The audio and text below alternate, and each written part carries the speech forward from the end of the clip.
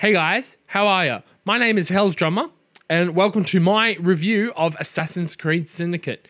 Now, I'm going to be talking about a few topics with this game. I'm sorry if this video has been a little late compared to me finishing Assassin's Creed Syndicate, which was like, what, a week or two ago now, I think? But I've been playing it a bit. I've been trying to get all the extra stuff crafted all and, you know, trying to finish it. So, like, when I do this review, it's not going to be just like for what you guys saw. For anyone who actually hasn't watched my Assassin's Creed, you know, videos and wants to watch them before they watch the review, I'll leave an annotation on the bottom of the screen for you guys to follow to, so I don't ruin anything. Not that I think I'm going to ruin anything, but I might. I don't know. I haven't recorded yet, so the main topics I'm going to be talking about today are gameplay, game mechanics, what I like about it, what I don't like about it, you know, general review kind of stuff. And then at the end, I'll give my rating. So the first topic we're going to be starting with today is gameplay. Okay, so my gameplay on this game, well, my review for gameplay on this game, it's stock standard Assassin's Creed. You know, the story is, you know, there's a Templar in charge, except this time it's in London, and you've got to go around and eventually get to him by assassinating associates and helping the people of London out, because the Templars obviously aren't kind rulers, even though they are meant to be the good guys, apparently, in their minds. But it's a stock standard Assassin's Creed game. I thoroughly enjoyed it. It's the same. It's the same formula, but the formula works. And honestly, it's a game thing. I mean, they're not going to come up with something massively original. So, and what was really cool about it too, I loved walking through London. Like, granted, I don't really know London that well, or any surrounding suburbs in London or anything like that. But it was a good game. I thoroughly enjoyed the actual gameplay of it all too. There were glitches, and I really wish some of the missions were better explained and how you do like the optional stuff, like where it's like you get, you know, you've got your target to kill, but there's also someone else you have to kill for a bonus. And there were some of them I just couldn't understand where to or how to get to. Only some of the missions. Majority of them was pretty good. All right, so the next topic we're going to talk about is game mechanics. Now, a couple of the new things they added into, which I don't know if this really fell into gameplay or not, but it's a mechanic in my mind. They brought in the grappling hook. Now, I read online that a lot of people are against the grappling hook because, well, it takes away from climbing the building and jumping, you know, building to building, the kind of parkour-y element of it. But in London, I noticed, especially in the map that they created for it, which I don't actually know if it's, apparently people have said it's a historical, like it's a recreation of London, but I'm unsure of that. But a lot of the buildings were quite spaced apart, and because there was streets and stuff, it made it really hard to jump across. So I think the grappling hook was a necessary. I mean, I really enjoyed the grappling hook. I think it was a fantastic feature added in the game.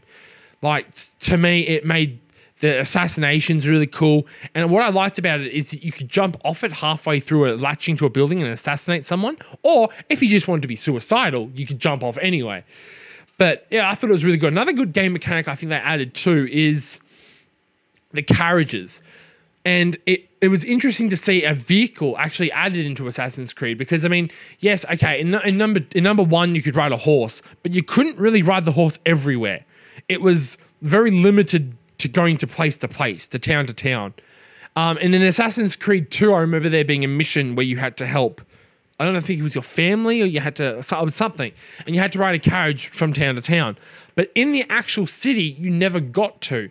So it was a very different element having these carriages and then involving missions with them. So like the Templars would try to hijack you, and you know, you had to hijack them and steal their cargo. And I really found it enjoyable that they added it in. It made it feel like a bit like Grand Theft Auto to some degree, but then that could be just because they're one of the few games out there where you can go around and steal carriages and, you know, do stuff like that. So I think it was a really cool mechanic in it. I really liked the selection in side quests, how you could, like, there was Charles Dickens, there was a few other people that I can't think of the names of because it's been a couple of days since I played.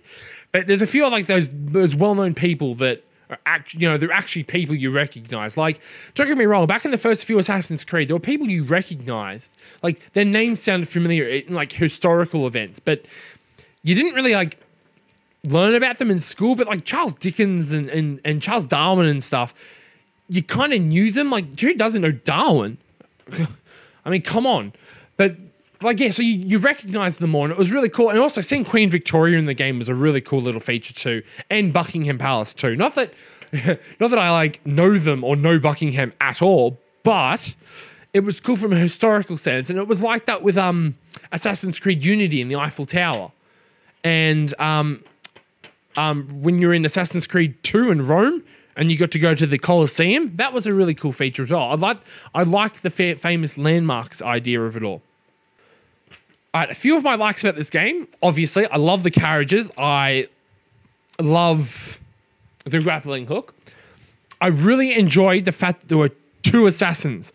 Now, I probably should have added this in game mechanics, but the idea of having 2 assassins was a really different idea. Like, I wasn't expecting there to be 2.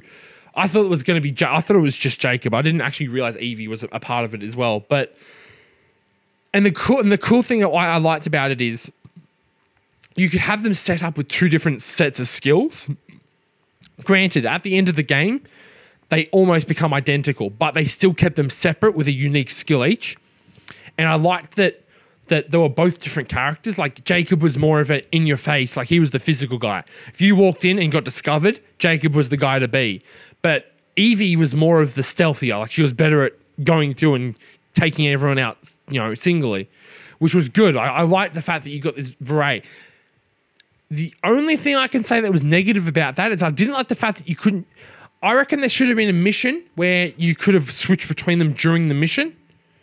Like, so you'd go in as, like, let's say Evie first, you'd steal the key, and then you could switch to Jacob and you could switch to Jacob and unlock the door from the other side. And like, you could switch back during a mission would be cool instead of just going in with one mission, one character. I think that could have worked on that. Don't get me wrong, that would have been really hard to do in a programming sense, or maybe, I don't really know. But I can only assume it would be harder in the programming of the game. So that's probably a dislike for me.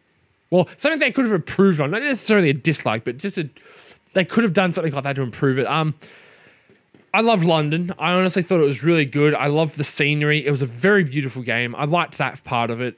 It worked really well. Some of my dislikes to this game, I actually can't really think. There was a few glitches. Like, there's one time in one of my parts of my Let's Play, it actually froze on me. But by saying that, it only froze on me once. And I've played it for hours outside of recording it. It's never frozen on me.